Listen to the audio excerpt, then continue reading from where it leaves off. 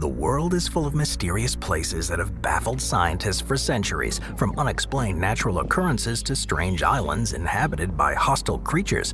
Join me for today's video. I'm going to explore 15 of the most mysterious places on Earth. Number 15. Moraki Boulders. The ocean holds an endless amount of secrets, which is why we can't be too surprised when mysterious objects wash up on shore. But that doesn't mean we can't have an endless amount of questions either. According to local Maori legend, the Moraki boulders are the remains of eel baskets, kumaras, and calabashes that washed onto the shore after the wreck of the Arai Te Uru, a large sailing canoe from long ago. The rocky shoals that extended out from Shag Point, New Zealand, represent the petrified hull of the canoe. The Maori say that nearby rocky promontory represents the body of the captain. It's a beautiful thought and a more simple explanation for these massive mysteries. But is it true? Well, the Moraki boulders are a type of huge stone, recognizable for being highly spherical, sometimes almost perfectly. They can be found scattered around Koekoi Beach near Moraki, a small town on New Zealand's coast. This section of the beach has been protected by the government as a scientific reserve thanks to the appearance of the boulders. These boulders are not only rocks of this size and shape though, they're huge spherical boulders molded over millions of years on the other New Zealand beaches as well. They weigh several tons each. These boulders originally formed about 60 million years ago during the early Paleocene period. Some can even measure up to 9 feet across. For millions of years, the boulders lay buried underground, covered by the sands and silt of time. Slowly, they've emerged as waves wash away the mudstone and tectonic plates shift. As mesmerizing as the boulders are, there's a stunning array of seaweed, invertebrates, shells, ascidians, sponges, all washed up on the beach as well. A third of the 850 species of seaweed native to New Zealand are not found anywhere else in the world, making the beaches here not just some of the most mysterious, but some of the most special. Number 14. Yonaguni Monument. We can never truly know for sure if the sunken city of Atlantis ever existed. In fact, there are cities submerged by water, so it's not that wild of an ocean. And if Atlantis did really exist, then who's to say countless other cities like it didn't dot the globe? The Yonaguni Monument is an underwater mystery off the coast of the Ryukyu Islands of Japan.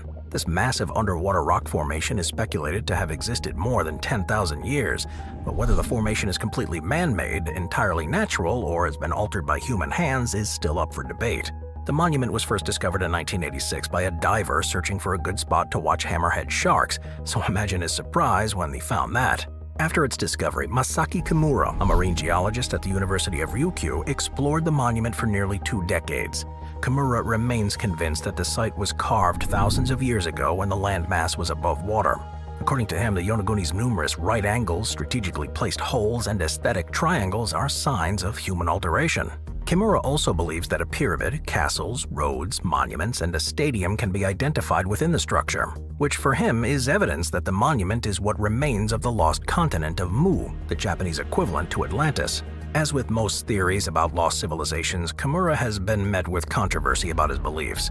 Other experts have dived at the site and believe that the formation is caused by basic geology and classic stratigraphy for sandstones, which tends to break along plains and gives you these very straight pieces, especially in an area with lots of faults and tectonic activity. Sandstone structures typically erode into rigid formations, and it's unlikely that the structure was entirely man-made, if man-made at all, because the visible structure is connected to a hidden rock mass. But that theory isn't very fun at all. Geology and strong currents may explain the peculiar shape of the rock, but why can't they account for the pottery and stone tools found there, which possibly date back to 2500 BCE? If the monument was carved by human hands, it was during the last ice age about 10,000 years ago, when Yonaguni was part of a land bridge that connected the site to Taiwan. In this strange, mysterious world, anything is possible. Number 13. Lake Natron. Unless we're living at the end of days or in the time of Moses and the pharaohs, the river should never run red. Absolutely not. So then what should we do about this next strange entry on our list? Well, don't let the ring of salty marshes along the edge of Lake Natron fool you. This body of water is one of the most inhospitable places on Earth. It's colored a deep red from salt-loving organisms and algae. The lake reaches hellish temperatures and essentially becomes ammonia. Although most human settlements throughout history have formed around lakes and rivers, the barren landscape around Lake Natron tells a clear story of a place no one ever wanted to live near. Water is supposed to give life, yet this salty world seems content to make life almost impossible, almost being the keyword. Although most species can't handle living in a 120-degree water lake, cyanobacteria have made Lake Natron their home and are responsible for giving the water its blood-red color.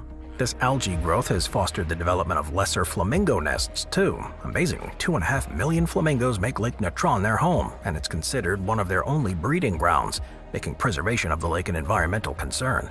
In fact, those 2.5 million birds represent 75% of their population. So while bringing in fresh water and converting Lake Natron into something more hospitable for humans is nice on paper, doing so would greatly upset the ecological balance of the lake. Many of the people of Tanzania are actively fighting against bringing in water from a local river. If the salinity of the lake decreases, the cyanobacteria will also decrease and cause a loss of habitat for the endangered flamingos. Besides losing a bird habitat, the world would also lose a beautiful and salty natural wonder if too much water is diverted south into Natron. Sometimes we just have to leave things alone, and if you can't stand the heat of Lake Natron, then stay out of the kitchen. Number